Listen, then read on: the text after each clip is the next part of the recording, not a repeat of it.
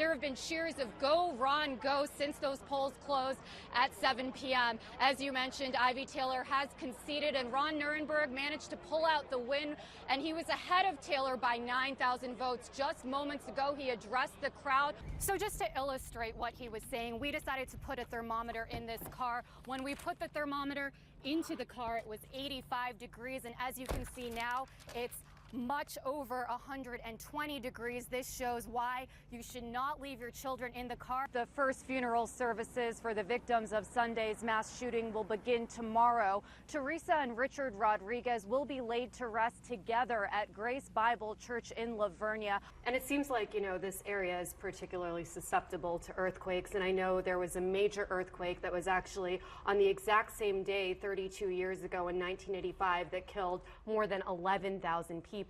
Well, Deborah and Jeff, a lot of times there are computer glitches that end up affecting the displays on the pumps. When you come to the gas station, you expect to get the right amount of gas and pay the right price, but that's not always the case.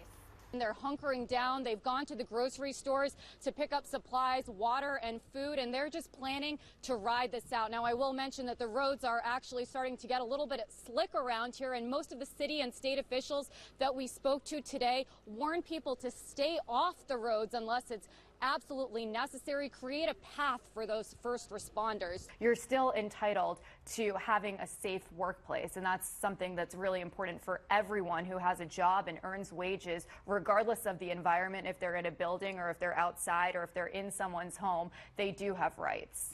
Undoubtedly, these services are going to have a much different feel as they remember the lives of the 26 victims who were tragically gunned down last Sunday. And Priya, thank you for your service.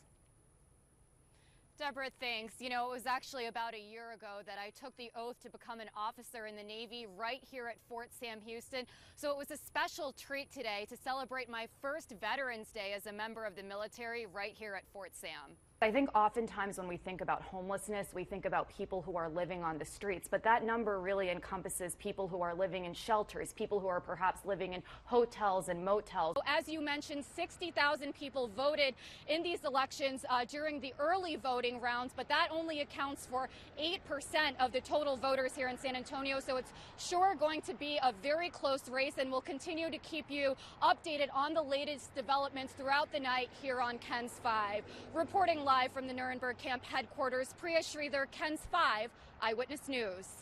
Eyewitness News reporter Priya Sridhar has been out today and about with the die-hard shoppers. So Priya, what's been the biggest discount you've been able to find? Well, Jeff, it's no surprise that TVs seem to be the hot item for shoppers this year. You can save hundreds of dollars on 50, 55-inch, and 60-inch TVs. Now, many shoppers are starting to make their way into this West Side Best Buy, but for a lot of other shoppers, they've been camping out here for days trying to get the deal of their dreams. Take a look.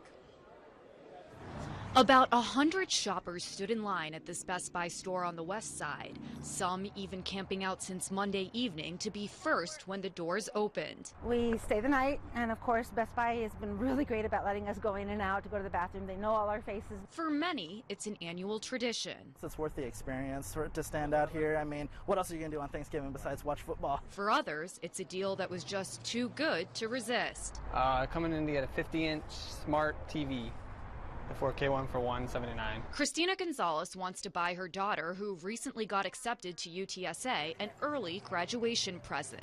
She says Black Friday camping is a way for her to spend time with her family. I asked my son if he wanted to go on an adventure and go camping in front of Best Buy so we can get that computer for his sister, and he said, let's do it. So we're out here. We're here for the computer. Now, according to Wallet Hub, the average San Antonio shopper will spend about $581 this year on holiday shopping. If you're planning on heading out for some Black Friday shopping, go to our website, KENS5.com, for some of the best deals. Reporting live from the West Side, Priya Sridhar, KENS 5 Eyewitness News. Eyewitness News reporter Priya Sridhar joins us now with more. And Priya, what happened? Well, Deborah, TxDOT admits that this bridge is, quote, embarrassing and terrible. The new side of the bridge features a sidewalk and decorative arches, but as you'll see, the arches turned out, well, very crooked. Take a look. I-35 at New Braunfels Avenue. That will be shut down as well due to construction in the area. After a year of closures of a major San Antonio artery, causing huge traffic jams, the highly anticipated New Braunfels Avenue overpass renovation was unveiled to a stunned reaction. The arched windows are crooked. TxDOT says they used styrofoam to set the forms of these arches. When they poured concrete over them, it caused the styrofoam to shift, making many of the windows here majorly lopsided. TxDOT says the rail will be fixed at the cost of the contractor, CRG, once the other half of the bridge is redone. But until then, commuters in the area have to continue to deal with the mess. It's really frustrating in the mornings and especially in the afternoon because everybody's trying to get out of there, but it's like a bottleneck. Like whatever's going on here is like it's causing issues in the highway itself. It looks, well, I'm not going to say the word, but it looks messed up. Now, TxDOT wants to assure commuters that the bridge is structurally sound, so there aren't any safety concerns when driving over the bridge. The entire bridge will be set to complete in the middle of next year. Reporting live, Priya Sridhar, KENS 5 Eyewitness News. Hundreds of those evacuees are taking shelter right now at Kazin Middle School. That's on our city's south side, and that's where Eyewitness News reporter Priya Sridhar joins us now. And Priya, how are the people over there feeling tonight? Jeff, Sarah, there was a mix of emotions here at Kazin Middle School. Some of the evacuees I spoke to were relieved that they were able to get away from the center of that storm, but others were panicked, trying to get in touch with their loved ones back on the coast. It was a last-minute decision. I mean, we didn't really have enough time to pack. I mean, there's like evacuate, and we evacuated, and whatever we could grab, we grabbed and came. William Dunham came to San Antonio from Port Aransas looking for shelter and ended up at the Kazin Middle School with his 83-year-old mother. Today he found out the RV he lived in is gone. I'm going to have to start over. However that's going to happen, whatever's left. Let's have to pick up the pieces and start over again. Kazin Middle School had 650 of the city's evacuees Saturday, and Mayor Ron Nirenberg said those numbers were likely to go up. I spent some time with our urban search and rescue teams that have come in from 8 different states. They were waiting for the storm to be downgraded to a tropical storm. It has been, so they're being deployed right now to the coast. We expect as they begin to work through those communities that have been hit really hard, that we'll have more evacuees coming north. Today, many of those in San Antonio tried to make contact with their loved ones back on the coast. But with cell phone towers down, it was difficult to track people down. Hopefully they're alive. Hopefully they're alive. While many evacuees don't know what they'll go home to. Yeah, I'm kind of stressed about that. I don't know what's going to be there, or because where we live. They say they're just thankful to be alive. And I'm safe here, so as long as I got a roof over my head.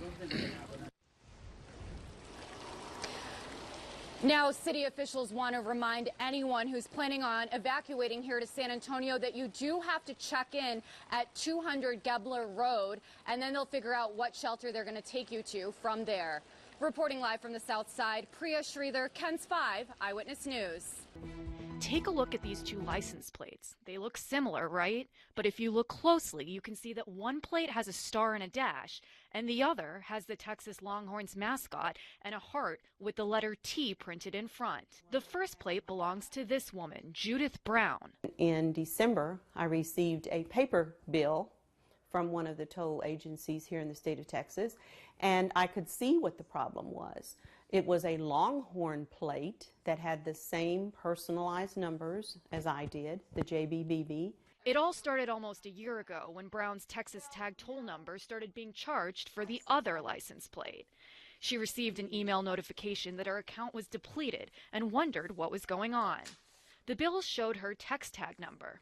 They said that was the only way that it could get out there was that I drove through the toll road, or drove on the toll road with my car, although I knew that I had never been on a toll road with the car. I had just bought the text tag in case I wanted to go on a toll road. We reached out to Text Tag. They said the error happened with the North Texas Tollway Authority. They took a picture of the Longhorn license plate and then associated the plate with Brown's account. North Texas Tollway Authority couldn't comment specifically about Brown's situation, but said that the character recognition software that they use to read license plates sometimes can have mix-ups. As of today, Judith Brown has gotten rid of her text tags, but the toll bills for the Longhorn plate keep coming. I have to call and have to explain to them how they are supposed to read the plate. The Texas Department of Motor Vehicles says they can work with people who have similar plates in these situations and try to get them a new one. But Brown says that's not what she wants. I feel as though the DMV kind of failed me as a person who has had this license plate for 15 years plus. Brown has managed to get refunded for all the wrong toll bills, but doesn't predict that the mix-ups will end anytime soon. Priya Sridhar, KENS 5 Eyewitness News. If you have a problem you would like Eyewitness Wants to Know to look into, give us a call at 377-8647 or email us at ewtk@kens5.com.